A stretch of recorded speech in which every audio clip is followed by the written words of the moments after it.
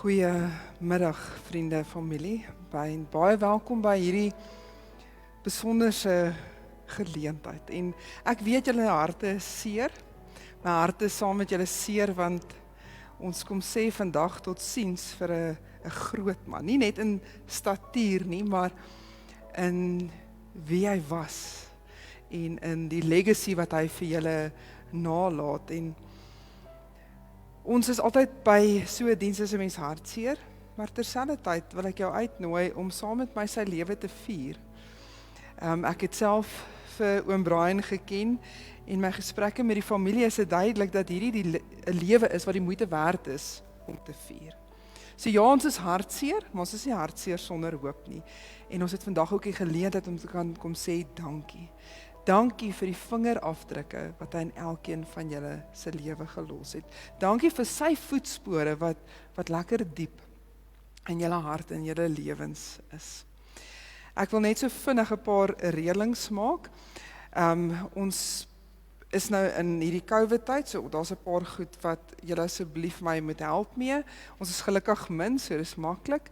En dit is dat julle deurlopend julle maskers sal aanhou, dat die maskers jou neus en jou mond sal toemaak.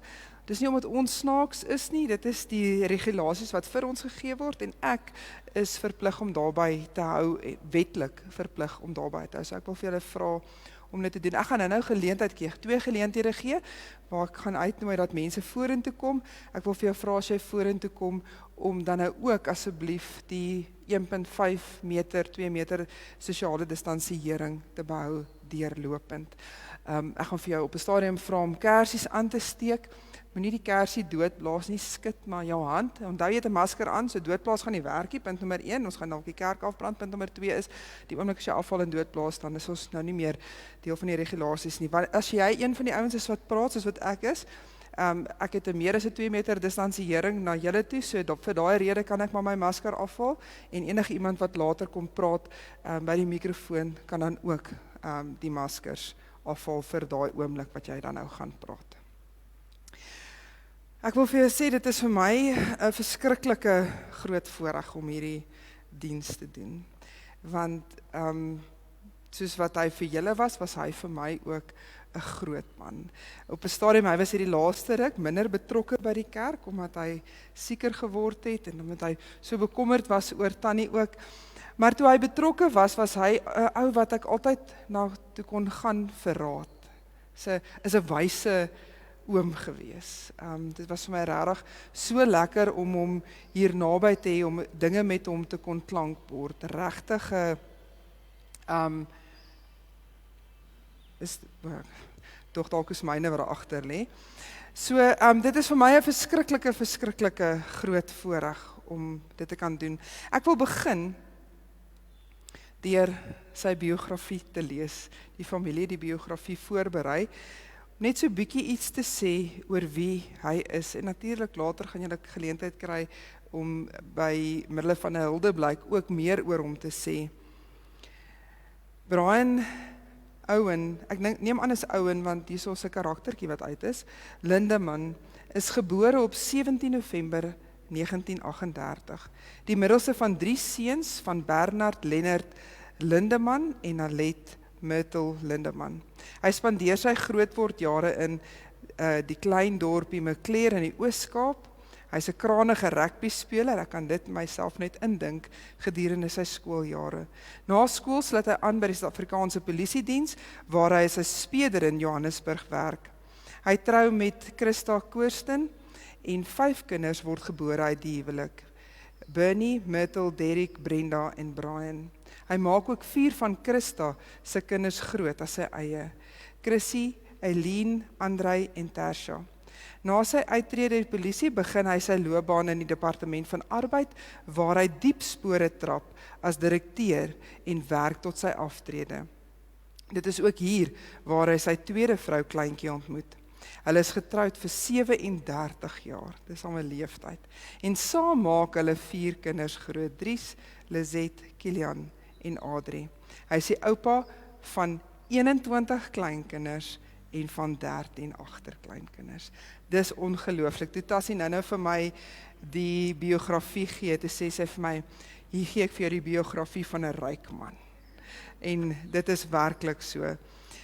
Soos wat ek nou gesê het, vandag is ons hartseer, maar ons kan ook kom dankie sê. Ons kan ook 'n lewe kom vier. En hierdie is 'n lewe wat in julle lewe groot invloed gehad het. Dit is vir my so mooi dat kinders wat nie eers biologiese kinders was nie, so ongelooflik lief vir hierdie man was. En dit is omdat hy was wie hy was. So ek wil al die kinders, as ek nou reg is daar hoeveel van julle? 9 kinders wat hier is. Vandag wil ek jou uitnooi om 'n kersie te kom aansteek. Ons gaan later geleentheid gee om hierdie kersies aan te steek, maar om een van hierdie kersies te kom aansteek. Die groot kers simboliseer oom Brian se lewe, en dan gaan ons die kersies aansteek wat dan simboliseer dat iets van hom bly voortleef in julle lewens. So ek wil vir jou uitnooi terwyl ons na 'n liedjie luister. Tassie, sal jy net nou daai dinge bietjie harder draai? Ek het vergeet om dit nou te doen. As ek weer praat om net harder draai. Maar ek wil julle uitnooi om vorentoe te kom en 'n kersie te kom aansteek.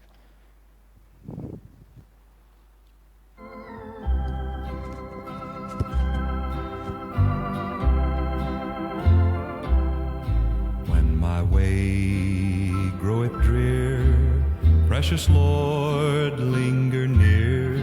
When my life is almost gone, hear my cry, hear my call, hold my hand lest I fall. Take my hand, precious Lord, lead me on. Precious Lord, take my hand, lead me on, let me stand. I am tired, I am weak, I am worn. Through the storm, through the night, lead me on to the light. Take my hand, precious Lord, lead me home.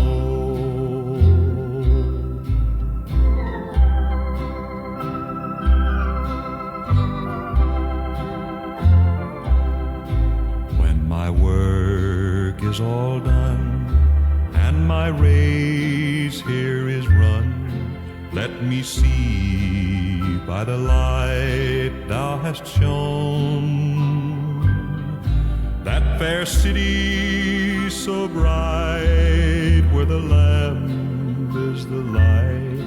Take my hand, precious Lord, lead me on.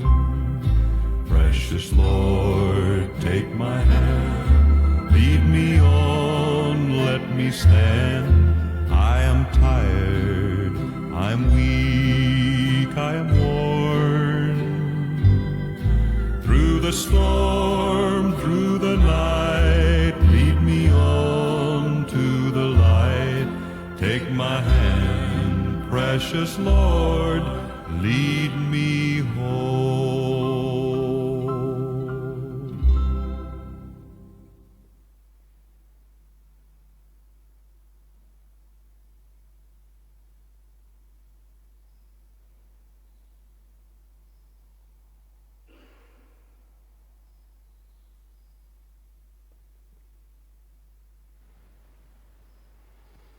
Ek wil vir jou vra, sommer net daar waar jy sit, om vir 'n oomblik saam met my rustig te word, laat ons vir die Here vra om hierdie diens vir ons te seën.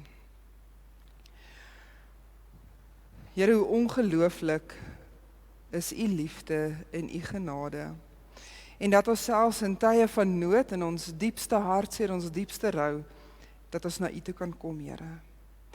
En selfs in die tye wat ons beleef, dat u ver van ons af is, dat u nie by ons is nie, dat selfs in daai tye, Here, ons kan weet dat u hier is, want u is getrou en u is regverdig. Ek wil vir u vra om hierdie diens vir ons te seën. Ek wil vir u vra, Here, dat elkeen wat hier is 'n belewenis van die lewende God sal hê. En Here, dat ons vandag u troos sal kan kom beleef. Dankie vir die diep voetspore en die baie vingerafdrukke van oom Brian wat in elkeen wat hier is, se lewe is. Ons loof en ons prys U daarvoor. Amen.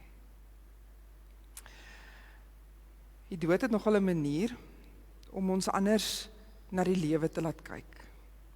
Ons gaan aan met ons lewens, ons is besig met al hierdie dinge waarmee ons so besig is.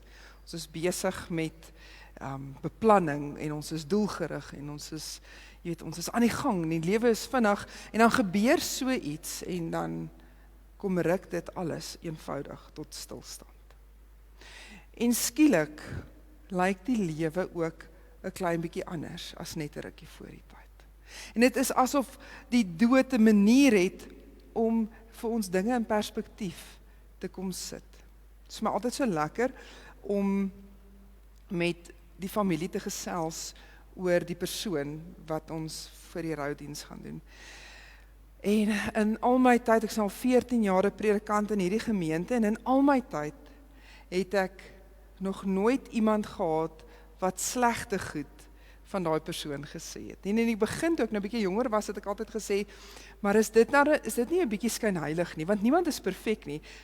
Ek weet oom Brian is nie perfek nie, julle weet dit. Maar toe ek met julle gesels het net die mooi goed uitgekom. Nou ouer ek word, hoe meer besef ek, maar dis eintlik hoe dit hoort.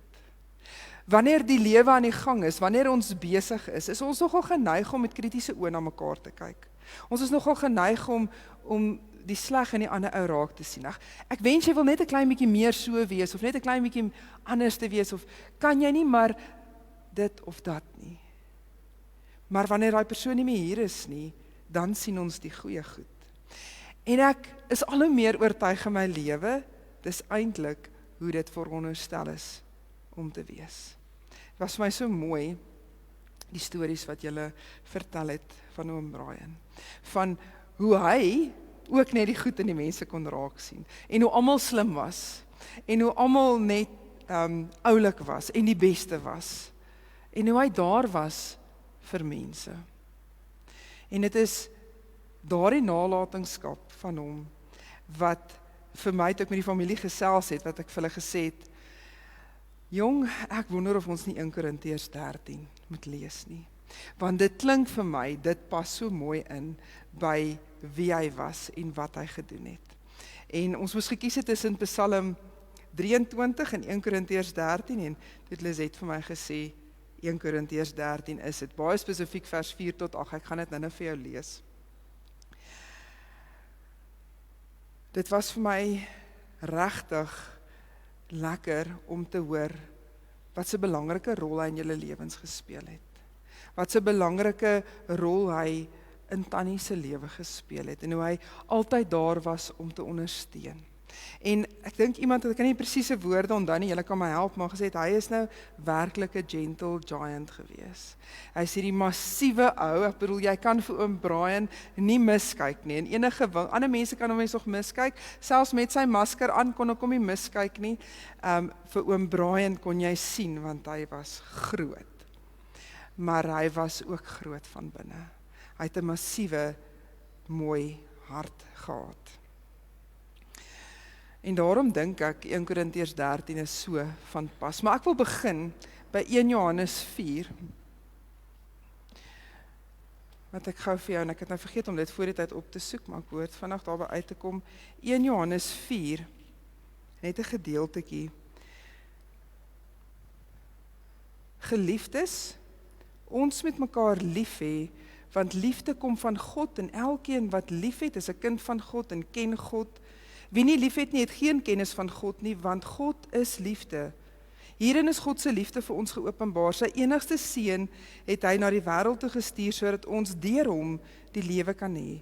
Werklike liefde is dit.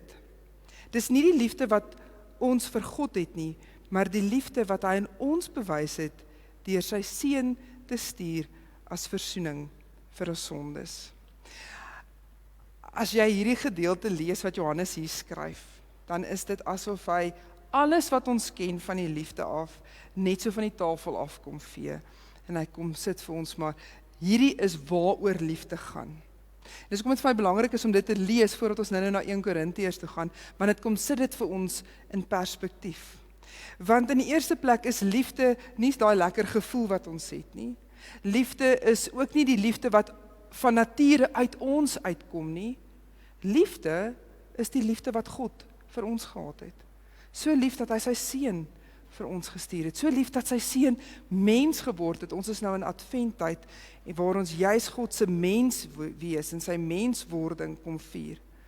En dit is die liefde wat God vir ons het. Met ander woorde, dis 'n liefde wat homself prysgee. As jy die Nuwe Testament in die oorspronklike taal wat Grieks is, die Nuwe Testament is oorspronklike Grieks geskryf, en jy gaan lees dit, oral waar jy die woord liefde in Afrikaans sê, is daar 'n spesifieke woord, agape. Die meeste van die kere, nie oral nie, maar die meeste van die kere staan daar agape. Nou ergens het jy waarskynlik al 'n preek gehoor van agape. Maar dit is nogal belangrik om daai onderskeid te tref, want in Afrikaans het ons net een woord vir liefde, so ek gaan sê, ek is lief vir braaivleis, en ek is lief vir my man of my vrou. Jy gebruik die een woord, om twee heeltemal verskillende perspektiewe te gee. Maar die Grieke, en veral die antieke Grieke, het verskillende woorde gehad. So hulle het ten minste 4 woorde gehad vir liefde, waarskynlik 'n paar meer. Maar agape het die Christene in die eerste eeu na Christus spesifiek gebruik om die liefde wat God vir ons het te beskryf. Dis 'n goddelike liefde. So wanneer Johannes hier sê ons moet mekaar lief hê, dan sê hy ons moet mekaar agape. Met ander woorde, ons moet mekaar lief hê soos wat God ons lief gehad het. En dit was nou vir my belangrik, want as jy nou 1 Korintiërs 13 gaan lees, is dit presies daai liefde, agape. As jy dit in Grieks gaan lees, gaan jy dit elke keer sien. Agape word vertaal met liefde. So, die liefde is die liefde wat God vir ons het. En dit is hoekom hierdie vir my so 'n gepaste teks is, want natuurlik het oom Brian dit nie altyd reg gekry nie, want niemand kry dit altyd reg nie. Ons is ook maar partykeer selfsugtig, en ek is seker dit is die waarheid vir hom ook. Maar sy nalatenskap, dit hoe ek hom geken het, en dit wat uit hele monde uitkom, is iemand wat lief gehad het ten spyte van homself. Ek het net so rukkie terug met oom Brian gepraat, en toe het ek vir hom gevra hoe gaan dit, en hy was baie meer bekommerd oor Tannie as oor homself, alhoewel hy, en julle almal weet, hy regtig siek was. Want dit is wie hy was, hy was besorgd oor ander mense. En nou wil ek vir jou lees wat in 1 Korintiërs 13 staan. Ek gaan lees vanaf vers 4 af. Die liefde is geduldig, die liefde is vriendelik, die liefde is nie afgunstig nie, dis nie grootpraterig nie, dis nie verwaand nie, dit handel nie onwelvoeglik nie, dit soek nie sy eie belang nie, en is nie lig geraak nie, dit hou nie boek van die kwaad nie, dit verbly hom nie oor die onreg nie, maar verheug hom oor die waarheid, dit bedek alles, dit glo alles, dit hoop alles, en dit verdra alles. Die liefde vergaan nooit nie, maar die gawe om God se boodskap te verkondig sal verdwyn. Die gawe om ongewone tale en klanke te gebruik sal ophou, en die kennis sal uitgedien raak. Ek gaan nou 'n bietjie verder lees, is net vers 8. Want ons ken maar gedeeltelik, en ons verkondig God se wil maar gedeeltelik, maar wanneer die volledige kom, sal wat gedeeltelik is uitgedien wees. Toe ek 'n kind was, het ek gepraat soos 'n kind, en gedink soos 'n kind, en geredeneer soos 'n kind. Maar nou dat ek 'n man is ek klaar met die dinge van 'n kind. Nou kyk ons nog in 'n dowwe spieël en sien 'n raselagtige beeld, maar eendag sal ons alles sien soos dit werklik is. Nou ken ek net gedeeltelik, maar eendag sal ek ten volle ken soos wat God my ten volle ken. En nou geloof, hoop en liefde bly, hierdie 3. En die grootste hiervan is die liefde. Ek kry gereeld mense wat ek moet trou, wat vir my vra, ek moet 1 Korintiërs 13 lees. En dit maak ons nou sin, dit is ons nou so regte romantiese teks. En die eerste keer wat ek dit vir 'n begrafnis gebruik het, het ek gewonder, maar gaan dit werklik werk? En al hoe meer besef ek, maar dis eintlik waar ons dit behoort te doen. Want 1 Korintiërs 13 gaan nie net oor die lewe nie, dit gaan daaroor ook, dit gaan oor die manier wat ons lewe, maar dit het ook alles te doen met die dood. Want hierdie teks kom sê, as ek dit nou vir jou sommer so vinnig kon opsom, kom sê hierdie teks vir ons, dat al het jy alles, Al het jy rykdom, al het jy kennis, al is jy die beste predikant in die wêreld, al het jy alles vir die kerk gedoen, maar jy het nie liefde nie, jy het nie agape nie, goddelike liefde nie, dan het jy niks nie. Hierdie teks gaan verder om vir ons te sê dat al wat jy eendag saam met jou kan vat, is liefde. Dis die enigste iets wat jy kan saamvat. Dit herinner my aan dit wat Jesus gesê het, moenie skatte vir jou bymekaar maak hier op aarde, waar mot en roes dit kan vernietig nie, maar maak vir jou skatte in die hemel bymekaar. En dit is hoe jy dit doen. Jy het lief. Hoe ongelooflik is dit dat dit sy legacy is. As jy so 'n bietjie gaan kyk na die struktuur van hierdie teks ook, dan moet 'n mens in ag neem die antieke skrywers. Vir hulle was dit baie belangrik waar hulle 'n teks plaas.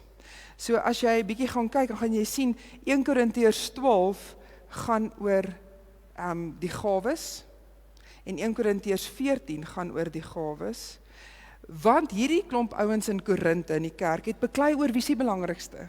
Wat is die belangrikste om te doen? Dit klink vir my so na iets wat nog steeds vandag in die kerk kan gebeur. Jy weet, wie's reg en wie's verkeerd? Moet ons in tale praat of moet ons nie in tale praat nie? Moet ons profesie of moet ons nie profeseer nie? Moet ons preek of moet ons nie preek nie? Moet ons hoede in die kerk aan sit? Weet al daai goeders waaroor ons nou al soveel kere in die kerk gekibbel het. En dan kom hanteer Paulus dit en hy kom sê vir hulle, jy weet, dis hoe jy dit moet doen en dis hoe jy dit moet doen. Maar hier in die middel kom sit hy 1 Korintiërs 13.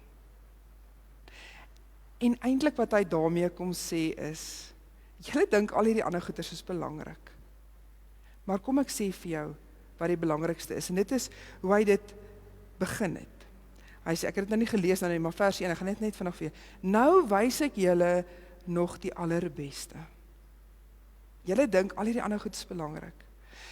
So kom ek nou gesê het, ons is nogal geneig om so aan te gaan met ons lewe, te beplan, te fokus op allerlei goed wat ons dink belangrik is. En dan kom herinner 'n dag soos hierdie vir ons, maar wat eintlik belangrik is. Dit gaan oor die manier wat ons vir mekaar liefhet. Dit gaan oor die manier wat ons mekaar hanteer. Die manier wat ons met mekaar praat, die manier wat ons na mekaar kyk. En hoe ongelooflik is dit, dat dit oom Brian se legacy is. Dit is vir my persoonlik, en ek hoop vir julle ook, 'n groot troos om dit te kan kom sê. Om vandag hier te staan en te kan sê, ek weet met sekerheid in my hart, dat oom Brian in die hemel is. Dat hy by die Here is. Want dit is wie hy was. Hy was 'n ongelooflike gelowige mens, en hy was 'n mens wat daai een belangrike gebod, ek weet nie of jy kan onthou nie, maar op 'n stadium toe vra die skrifgeleerdes vir Jesus, maar wat is die belangrikste gebod? En vir hulle was wette mos verskriklik belangrik vir die skrifgeleerdes, soos hoekom hulle skrifgeleerdes is. En hy wil eintlik Jesus uitlok om te sê, maar hierdie wet is belangriker as daai ene, en jy weet, daar was 'n gekibbel daaroor, en dan kom sê Jesus in Markus 12 vers 28 tot 31, jy moet die Here jou God lief hê met jou hele hart, en met jou hele siel, en met jou verstand, en met al jou krag, en jy moet jou naaste lief hê soos jouself. Dis hoekom God ons geskep het. God het ons geskep om in die eerste plek in 'n verhouding met hom te wees, en in die tweede plek in 'n verhouding met mekaar te wees. So dit is my eerste troos vandag. My troos is dat oom Brian saam met die Here is. En hy loop nou regop, en hy loop lekker vinnig, en hy is waar hy moet wees. Maar tweedens ook, dink ek, en dit is hoekom ek in Psalm 23 gedink het toe ek daarmee begin het. Ek het so rukkie terug, as eintlik 'n hele rukkie terug 'n begrafnis gedoen, en wat oom Brian bygewoon het, en ons het daai dag uit Psalm 23 uitgelees, en hy het na dit met my kon gesels daaroor. Toe sê hy vir my, wow, hoe ongelooflik is hierdie Psalm nie. Want die belangrike boodskap van Psalm 23 is, maak nie saak wat met ons gebeur nie. Maak nie saak wat die keuses is wat ons maak nie, selfs wanneer ons slegte keuses maak, of wanneer ander mense keuses maak wat ons beïnvloed, of soms net wanneer die lewe gebeur, maak nie saak wat nie. God stap hierdie pad saam met ons. So dis my troos wat ek probeer aanbied. is dat God hierdie pad saam met oom Brian gestap het. Daar was nie een oomblik wat hy alleen was nie. God was die hele tyd by hom. Dit beteken nie dat God noodwendig al ons probleme oplos nie. Party mense glo so, party mense sê ons moet net die regte goeie sê, op die regte manier bid, dan gaan alles wat goed is met ons gebeur, en as jy nou al 'n bietjie langer as 10 jaar geleef het, dan weet jy, dis nie noodwendig altyd so nie. Partykeer glo ons reg, partykeer doen ons al die dinge reg, en dan gebeur die lewe nog steeds met ons. Psalm 23 kom sê vir ons, maak nie saak wat met ons gebeur nie. God stap die pad saam met ons. Dit is waar vir oom Brian, maar dit is waar ook vir elkeen van ons wat agterbly. God stap hierdie pad saam met ons. Daar's nie een oomblik van een dag wat ek en jy alleen is nie. So ek wil vir jou vandag kom sê, dat die lewende God, wat hierdie aarde gemaak het, wat alles wat ons aan kan vat en kan sien, wat deel daarvan was, wat die oorsprong daarvan was, is die God wat by my en jou is. En miskien is jy vandag verskriklik hartseer oor oom Brian se heengaan, of miskien is daar ander goeders in jou lewe ook wat jou maak voel, maar daar's nie hoop nie. Ek wil vir jou vandag kom sê, daar's hoop. Want God, wat ek noem om die groot recycle God is die God wat by ons is, wat saam met ons hierdie pad stap, en wat die behoefte het om ons weer op te bou. Mag jy net ongelooflik bewus wees van die grootheid van God. Mag jy bewus wees van sy nabyheid, en mag jy, soos oom Brian, die liefde van Jesus bly uitleef. Ek wil vir jou vra om vir 'n oomblik saam met my rustig te word. Ek gaan net so 'n paar sekondes, so 'n halwe minuut se stilte gee. Gebruik die stilte net om jou in te stel.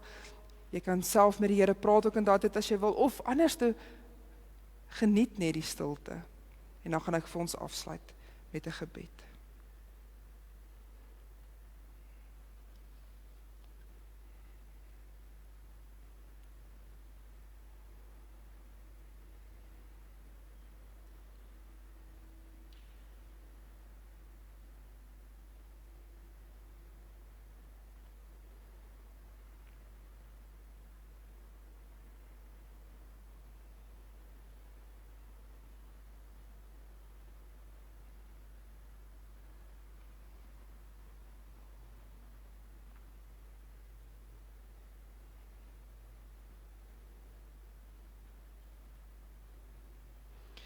Dankie Here dat ons vandag net weer eens bewus kan wees van u ongelooflike liefde en van u trou.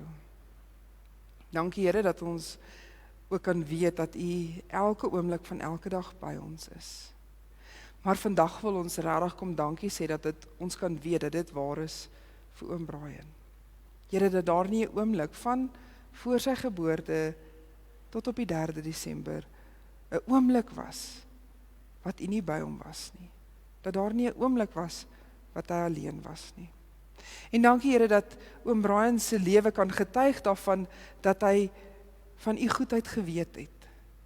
Dat sy lewe getuig het van u liefde. En dat dit sy kinders en sy kleinkinders en sy vrou kan inspireer om op dieselfde manier te leef. Wat 'n ongelooflike voorreg is dit om so 'n voorbeeld te kon wees en so 'n voorbeeld te kon hê. Dankie vir alles in sy lewe. Dankie vir elke hart en elke mens wat hy aangeraak het. En dankie ook Here vir u liefde en u trou. Ek wil vir u vra dat u saam met elkeen ook sal gaan hierna, dat u self troos sal bring. Ons gee baie keer so maklik antwoorde waarop ons eintlik nie die antwoorde van weet nie. Maar dankie Here dat ons kan bewus wees en verseker wees Here dat ons u troos en u vrede sal kan beleef. Want u vrede en u troos hang nie af van hoe dit met ons gaan nie. Dit hang van u af. Ek wil vir u vra dat u ook in die tye wat kom. Hulle sal versterk. Maar Here, ek bid ook vandag, as daar iemand is wat ander gewigte het wat op hulle skouers druk, wil ek vir U vra dat U ook in hulle lewe sal inspeel. Dat ook hulle bewus sal wees van U ongelooflike trou en U teenwoordigheid. En dankie Here dat ons kan weet dat U die recycle God is wat ons weer kom heel maak. Ons vra hierdie dinge in die wonderlike naam van ons Here Jesus Christus alleen. Amen.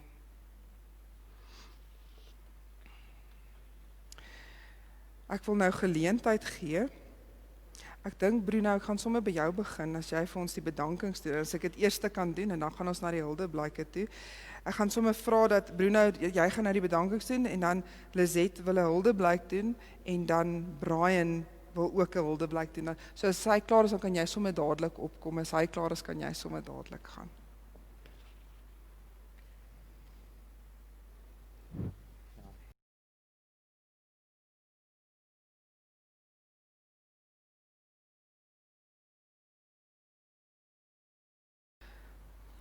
Laat ek net my boodskap kry, ek lees nie my WhatsApp nou nie. Dit 'n paar bedankings vir almal. Eerstens vir Agbob, baie dankie vir die diens. Ek dink al die terugvoer wat ons gekry het was baie positief en regtig 'n professionele maatskappy wat vir ons baie goed hanteer het. Baie dankie hoe julle vir Brian hanteer het en dat ons julle kon hê om dit vir ons te reël. Dankie vir dit. Janine, baie dankie vir die diens. Ek dink, toe ek al sit en luister, dink ek, Brian sou definitief, as hy kon kies, sou hy daai tema gekies het, so definitief. Ek dink so. Hy is 'n voorbeeld van hoe om liefde uit te gee. En dan vir Natasha, dankie vir jou reëlings, ek weet jy is altyd daar om te help, dankie vir dit. Jana, vir jou video wat jy gemaak het, ek het nog nie die video gesien nie, so ek sien uit daarna om te sien, dankie vir jou moeite. Gelukkig ons jong mense wat ons kan help met dit. En dan al die vriende en familie wat hier is, dankie vir al die kinders wat gekom het. Ek weet nie waar al die agterkleinkinders is nie, maar Jesus, dis 'n klompie, ek sal graag almal hier voorbou gesien het. Baie dankie julle gekom het. En dan spesiaal vir Lizette en vir Adrie vir julle moeite met die reëlings van die diens saam met Janine en Natasha dat julle vir ons alles kon reël. Soos vandag lyk baie mooi, dankie.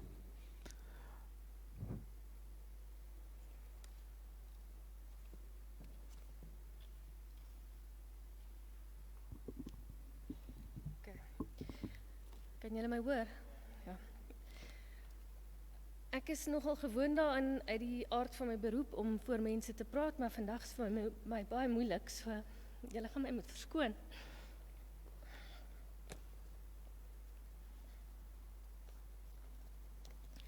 Ons is vandag hier by mekaar as familie en vriende om ons oom Brian, ons oupa, ons pa se lewe te vier. Oom Brian was nie my biologiese pa nie, maar ek het lank gaan dink toe ek hierdie boodskap geskryf het, wat beteken familie? En vir ons was oom Brian, alhoewel ons hom oom genoem het, hy was 'n pa vir ons en hy was vir ons meer as bloedfamilie, hy was vir ons regte familie. En as ek familie moet beskryf, sou ek sê dit was alles wat oom Brian vir ons was. Iemand wat in jou lewe is, wat daar is om te bly, maak nie saak wat nie. Wat deel in jou blydskap en daar is as jy hulle nodig het.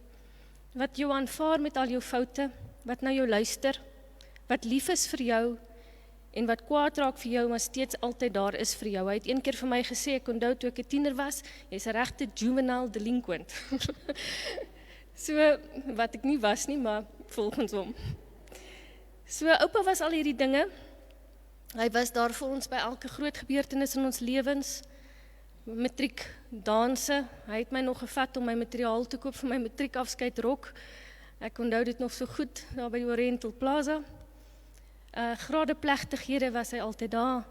Hy was daar by al ons troues. Hy het vir my en vir Adrie in die kerk ingestap. Hy was daar by die geboortes van al ons kinders.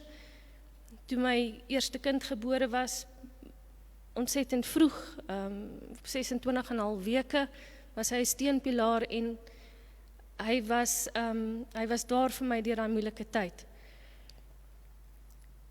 Hy was soos Janine gesê het, so altyd so trots op almal se prestasies en dit is vir almal, ek wil dit vir julle kinders ook sê, vir Derek, Brian, Murty, Bernie, hy was ontsettend trots op julle almal. En hy sou vir almal altyd vertel hoe slim ons almal is. Kyk, as hy iemand in die straat gesien het en ek was by hom, dan het hy my voorgestel, hier is die advokaat, my dogter die advokaat, en dan wil ek in die grond inkruip, want hy kan so brag oor almal. Hy het nooit 'n slegte woord vir enigiemand gehad nie. En hy was daarvoor oortuig dat die klein dogters in ons familie die slimste mense ooit is en dat hulle die wêreld sou verower. Hy het altyd vir ons vertel hoe slim die dogters in ons familie is. Hy was 'n bok vir sports. Hy was elke Desember, ons het elke Desember 'n Kerspartytjie gehou en hy was altyd Vader Kersfees. Nie net omdat hy so groot was nie, maar ook omdat hy hom so ingeleef het in die rol. Hy sou sy pakkie aantrek en dan daar uitkom en hoe meer die kleintjies huil, want hy was hierdie groot rooi figuur, hoe erger gaan hy te kere. Tot 1 jaar wat een van die kleinkinders gesê het, maar het Vader Kersfees dan oupa se skoene gesteel, want hy het vergeet om sy skoene om te ruil. Hy is iemand wat ons sal onthou wat daarvan gehou het om te eet. As jy vir oom Brian net ietsie soets kon gee, pudding, dan was hy, en hy was 'n diabetes, so hy moes dit nie gedoen het nie, maar hy was verlief daarvoor. En dan sou Jana vir hom koek bak, en het vir hom vat, en dan wag ons weer die foon gaan nou lui, want hy het skaars die koek geëet, dan bel hy hom te sê, dis die lekkerste koek wat hy nog ooit in sy lewe geëet het. Tot sy die volgende koek vir hom stuur, dan is dit weer die lekkerste koek wat hy nog ooit in sy lewe geëet het, maar dit was die tipe mens wat hy was. Een van my kinders se vriendinne het eendag gesê, hy laat haar dink aan die Big Friendly Giant in die Roald Dahl boeke, en dis hoe ek hom ook sal onthou. Hy was 'n sagmoedige reus met spesiale hart vir kinders. Sy kleinkinders was absoluut sy wêreld. Hy was baie betrokke by ons kinders, ons familie se kinders, want uit die aard van die saak, omdat ons almal naby gebly het, hy het my kinders vir jare op en af skool toe gery. Hy was by elke musiekkonsert, elke dansding was oupa daar gewees om te ondersteun. Hy was so 'n goeie oupa dat 1 jaar by Dian en Danel se prysuitdeling by die leessentrum het hulle vir hom 'n spesiale prys gegee vir die mees ondersteunende oupa. En hy het ook 'n sertifikaat gekry met sy foto. Julle sal die foto op die video sien. Hy het ure lank, toe my kinders en Dian by my ma gebly het as klein babietjies toe ons gewerk het hy die kinders aan die slaap geloop, op en af in die gang, en dan sou hy vir hulle sing die Green Beret, en ons het die liedjie spesiaal op die video gesit, omdat hy so daarvan gehou het. Dit was vir sy spesiale liedjie, en hy het nou nog, verlede 2 weke terug het ons sy verjaarsdag gevier, en toe het hy weer vir ons gesê, hoe het hy hulle aan die slaap gestap, op en af in die gang af. So groot man met so klein babietjie, en julle sal die foto sien, daar is altyd 'n baba in sy arms. Hy was die man wat my ma verdien het. My ma was met oom Brian langer getroud as met my biologiese pa. En ek het altyd gesê, hy is die man wat jy verdien het, ma. Hy was baie lief vir jou.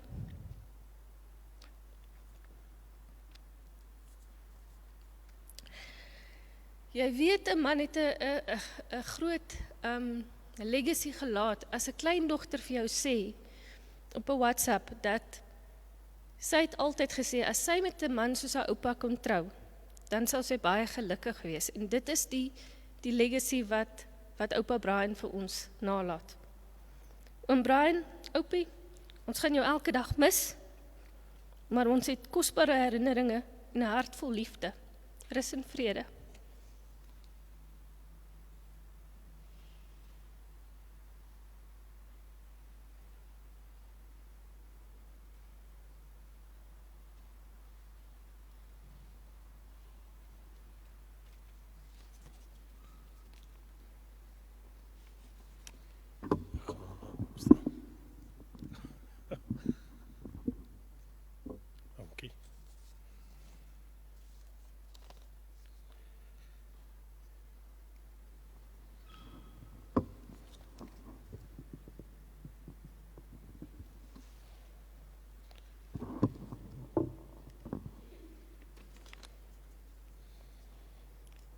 Dis 'n brief wat Rinda vir haar oupa geskryf het.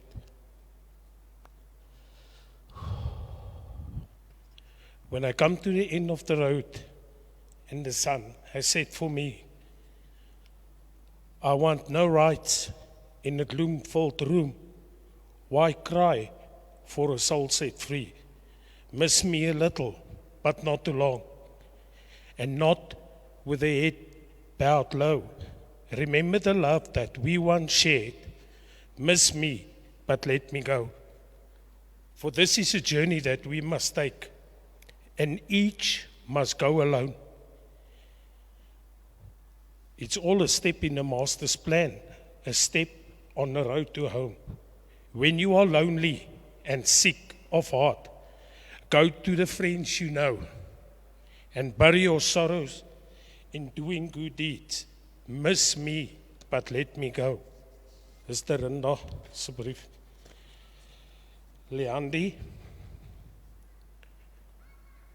those special memories of you will always bring a smile. If only I could have you back for just a little while. Then we could sit and talk again, just like we used to do.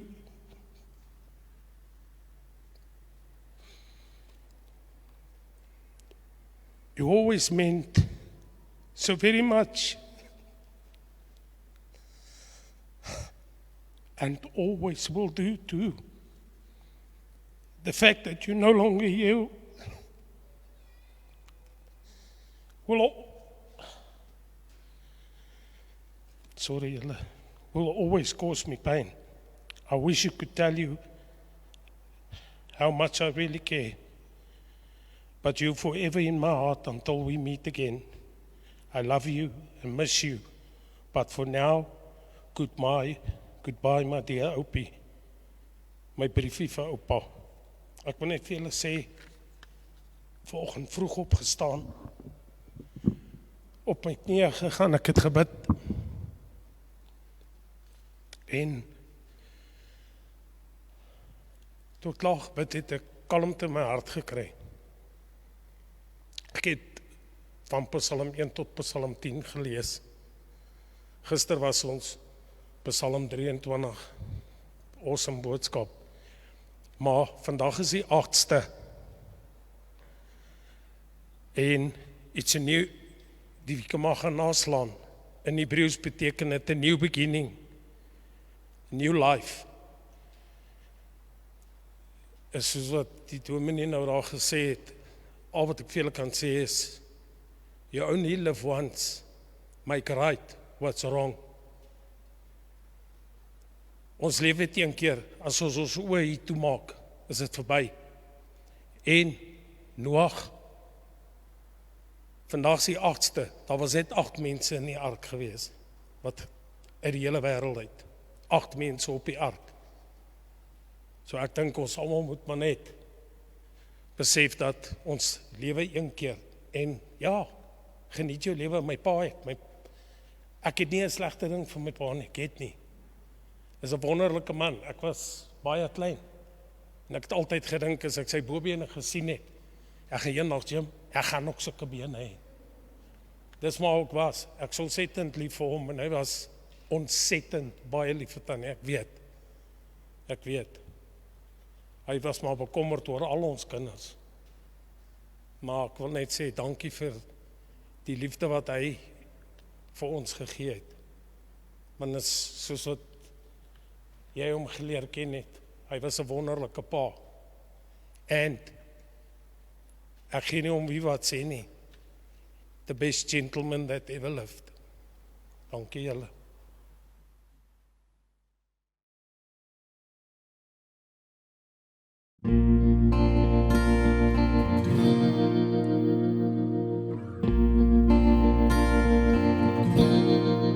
All of these lines across my face tell you a story of who I am. So many stories where I've been and how I got to where I am.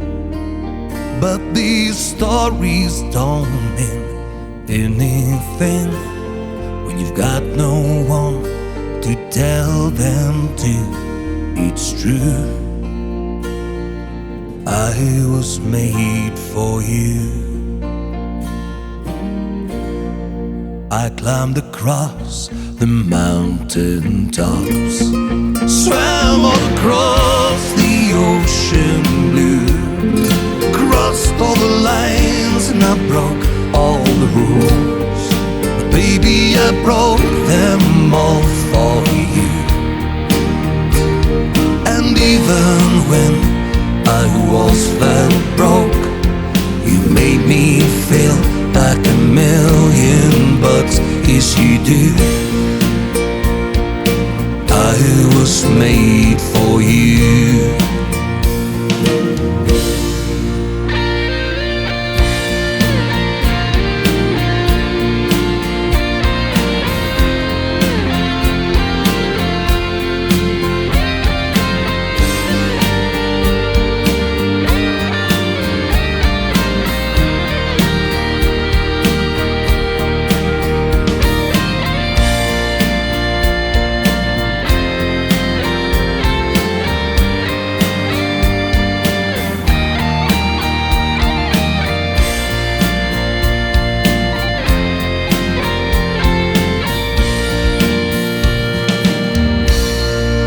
You see the smile that's on my mouth, it's hiding the words that don't come out.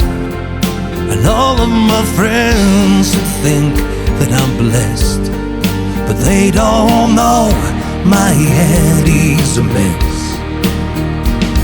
No, they don't know who I really am. They don't know what I've been through like you do. I was made for you.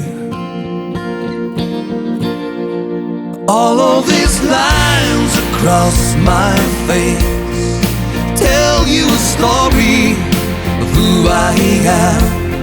So many stories where I've been and how I got to where I am.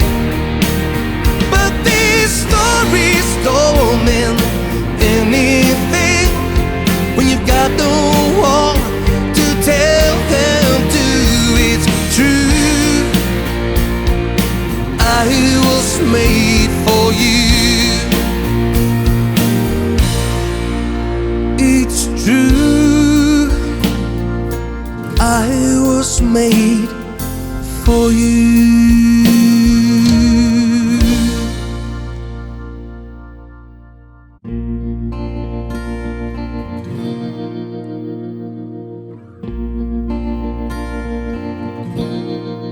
All of these lines across my face tell you a story of who I am. So many stories where I've been and how I got to where I am. But these stories don't mean anything when you've got no one to tell them to.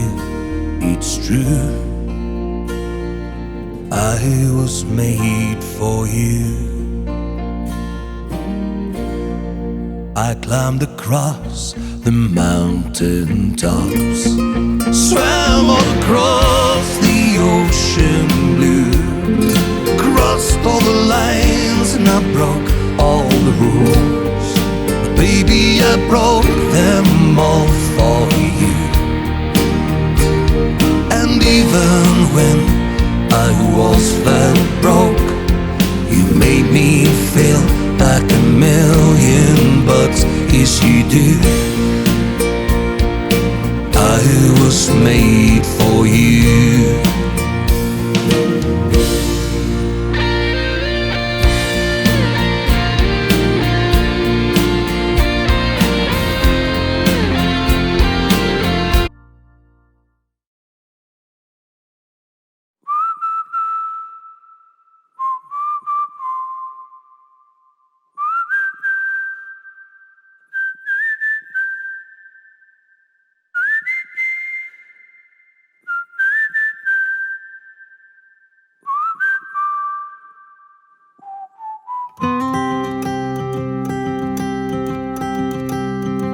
fighting soldiers from the sky, fearless men who jump and die, men who mean just what they say, the brave men of the Green Beret. Silver wings upon their chest, these are men, America's best. 100 men will test today, but only 3 win the Green Beret. Trained to live off nature's land, trained in combat, hand to hand, men who fight by night and day, courage, speed from the Green Beret. Silver wings upon their chest, these are men, America's best. 100 men will test today, but only 3 win the Green Beret. Back at home, a young wife waits. A Green Beret has met his fate. He has died for those oppressed, leaving her his last request. Put silver wings on my son's chest, make him one of America's best. He'll be a man they'll test one day, have him win the Green Beret.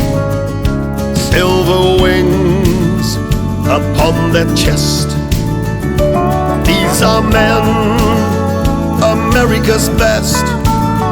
100 men will test today, but only 3 will test today, but only 3 win the Green Beret.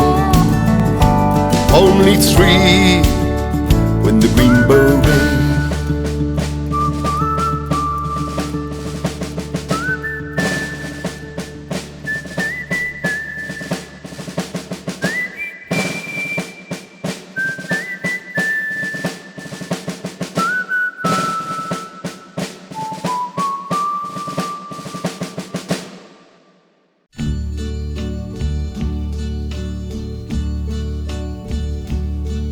And now the end is near, and so I face the final curtain.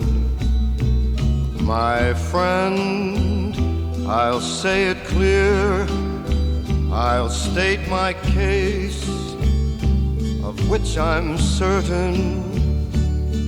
I've lived a life that's full, I traveled each and every highway, and more, much more than this, I did it my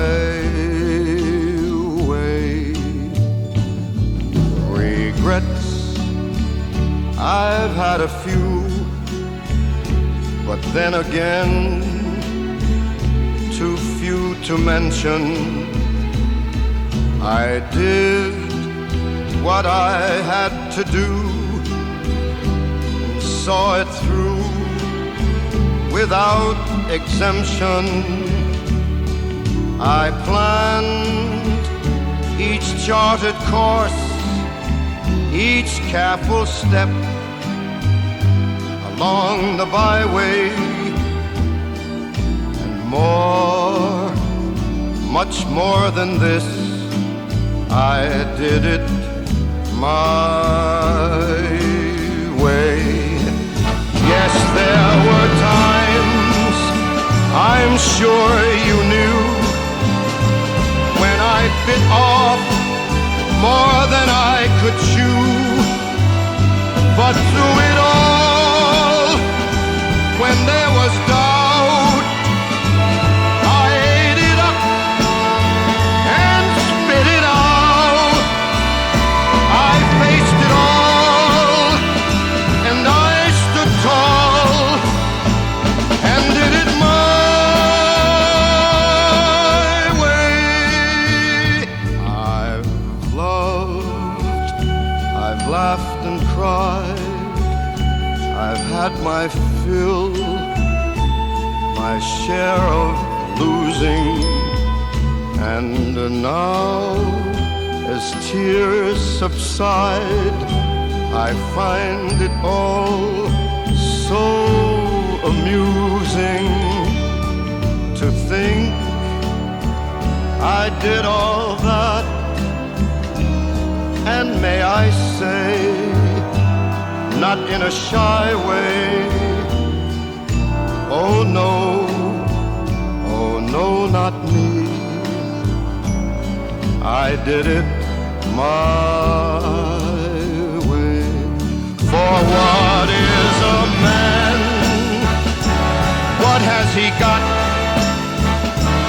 If not himself, then he has not to say the things he truly feels, and not the words of one who kneels. The record shows I took the blows and did it my